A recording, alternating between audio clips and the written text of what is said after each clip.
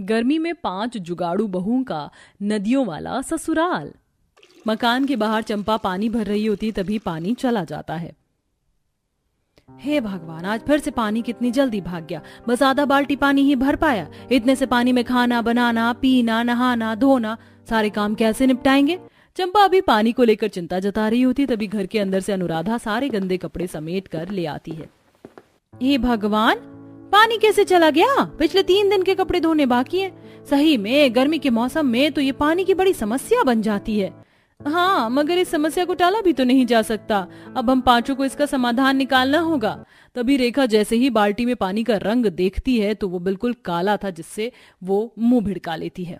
ये भगवान, इस बाल्टी के पानी में से कितनी दुर्गंध आ रही है। चंपा, तुमने बाल्टी में गंदा पानी भर दिया। देख कर तो पानी भरती।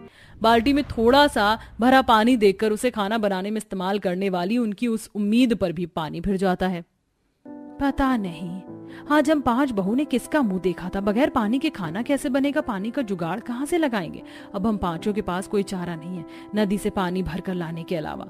सविता के नदी पर जाने की बात सुनकर बाकी 4 बहुएं चंपा, अनुराधा, रेखा, किरण कड़ी धूप देखकर चुप्पी साध लेती हैं। पर जेठानी जी, आपने देखा है कितनी तेज धूप निकली है। तन बदन जलाकर राख कर देगी। थोड़ा मौसम में ठंडक आ जाएगा तो शाम को 4 बजे नदी पर चल पड़ेंगे। फिलहाल के लिए अपनी पड़ोसन मधु से 1 बाल्टी पानी मांग लेते हैं। इतने में खाना बनाने का जुगाड़ तो लग ही जाएगा। किरण दूसरी खाली बाल्टी उठाकर पड़ोसन मधु के घर आती है। हमारे नलके का पानी चला गया है, 1 बाल्टी पानी मिलेगा क्या। हद, तुम लोग आइयों की तो लत बन गई यार। 1-2 दिन पानी दे दिया तो तुम सबका डेली की आदत बन गई है। मुंह उठाकर पानी मांगने चली आती हो। महीने में मेरे घर का जो पानी बिल आएगा वो तुम भरोगी क्या। चलो जाओ यहाँ से। अकड़ू पड़ोसन किरण को खरी खोटी सुनाकर भगा देती है। जहाँ बाकी 4 बहुएं खांचे के अंदर पानी के इंतजार में बैठी थी। जूठे बर्तन एक तरफ फैले पड़े थे, मैले कपड़े एक तरफ पड़े थे। तभी सास रेवती खांसते हुए पानी मांगती है।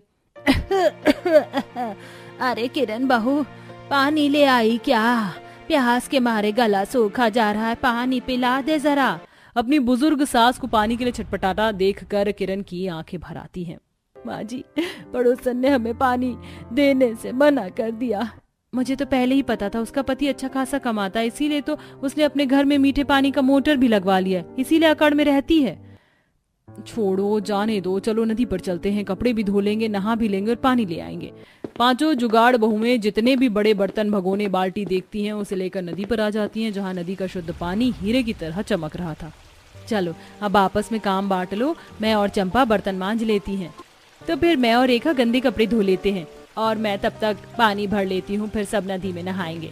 वैसे तो 5 बहुएं गरीबी में एक किराए के पुराने मकान में जीवन यापन कर रही थी और सबके पति दिहाड़ी मजदूरी का काम करते थे, जिससे बड़ी मुश्किल से पूरा परिवार 2 टाइम की रोटी खा पाता था। हर साल गर्मी का मौसम शुरू होती 5 बहू को पानी की किल्लत और भयंकर गर्मी झेल कर रहना पड़ता, क्योंकि उनके मकान की छत टीन की थी, इसीलिए उसमें ताबड़तोड़ गर्मी बरसती थी। और जब भी पानी की किल्लत छाती तो 5 बहू कई किलोमीटर दूर आकर नदी से ही पानी भरती थी। यहाँ सच में नदी के ठंडे ठंडे पानी में नहा धोकर कितना सुख मिल रहा है। चलो अब जल्दी से घर चलते हैं, थोड़ी देर में सांझ ढलने वाली है। अंधेरा छाते जंगली जानवर भटकने लग जाएंगे।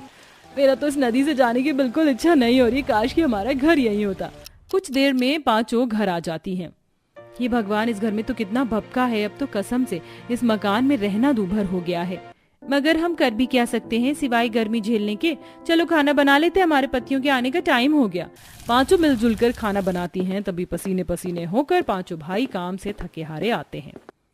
सविता, पानी भर के रखा है ना नहाने के लिए। गर्मी के चलते पूरा बदन चिपचिपा कर रहा है।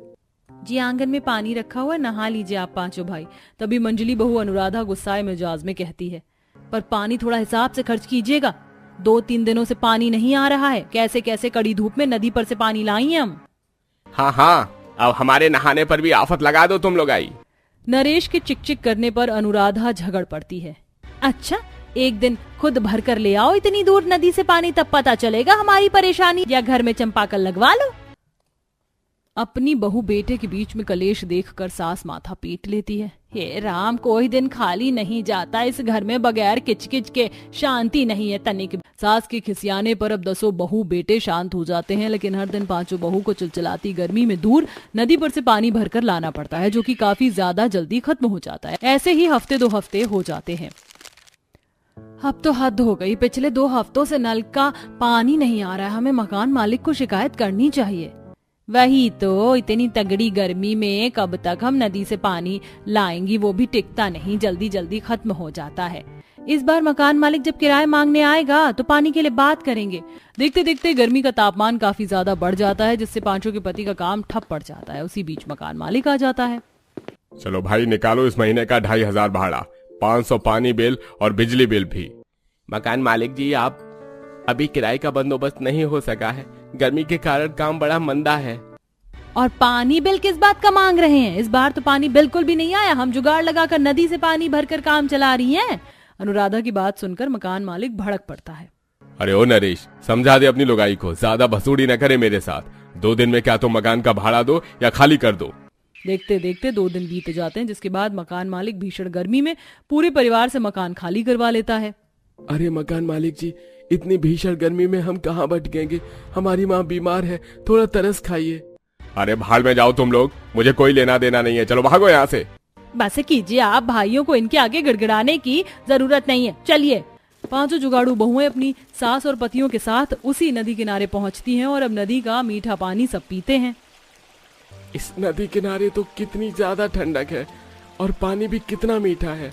मगर भैया, ये नदी के पास घना जंगल भी तो पड़ता है, बिना घर के रहना खतरे से खाली नहीं होगा। नरेश के ऐसा बोलने पर 5 जुगाड़ू बहुएं दिमाग लगाती हैं। हम सब चाहें तो जुगाड़ घर बना कर रह सकते हैं, इस जंगल में कितने सारे पेड़ हैं, घर बनाना हम जुगाड़ लोगों के लिए कौन सी बड़ी बात है। और देखो कितनी सारी जमीन खाली भी पड़ी हुई है, हम बड़े आराम से नदी से खेती की सिंचाई भी कर सकते हैं, घर के साथ साथ खाने पीने का प्रबंध भी इस नदी से हो जाएगा। अब 5 जुगाड़ बहुओं के साथ साथ उनके पति भी उनकी मदद करवाते हैं, कुछ लकड़ी काटते हैं तो कुछ बहुएं नदी किनारे से मिट्टी खोद कर लाती हैं। ये भगवान, कितनी गर्मी है, मिट्टी ढोते ढोते हालत खराब हो गई मेरी तो। और ये लकड़ियां भी इतनी कठोर हैं कि काटते काटते हाथों में छाले पड़ गए, मेरे तो हाथ थकने लगे हैं। बस हमें थोड़ा मेहनत और करनी है। देखो हमारे पतियों ने खेत भी लगभग बना लिया है, अब बस इस नदी के पानी को खेत तक पहुंचाना है। अब 5 बहुएं सूखे खेतों को देखती हैं, तभी चंपा और किरण को एक जुगाड़ सूझता है। मेरे दिमाग में बढ़िया जुगाड़ आया है, क्यों ना हम इन जमीन को खोद कर रास्ते बना लें तो नदी का पानी हमारी जरूरत के लिए पर्याप्त रूप से पहुंच जाएगा। ये जुगाड़ तो बहुत अच्छा है, चलो काम चालू करते हैं। एक बार फिर 5 जुगाड़ू बहुएं नदी किनारे में जमीन को खोदना चालू करती हैं और थोड़ी देर में नदी का ठंडा पानी उस रास्ते से बहते हुए आने लगता है। अब उन छोटी छोटी नदियों के उपयोग से वह खेती बाड़ी की सिंचाई, बर्तन कपड़े धोना सारे काम आसानी से करने लगती हैं। इस तरह 5 जुगाड़ू बहुओं का नदी वाला ससुराल बनकर तैयार हो जाता है। अब 5 मिलकर नदी से खेती की सिंचाई करती है और 5 के पति बाजार में सब्जी बेचकर अच्छा कमाने लगते हैं।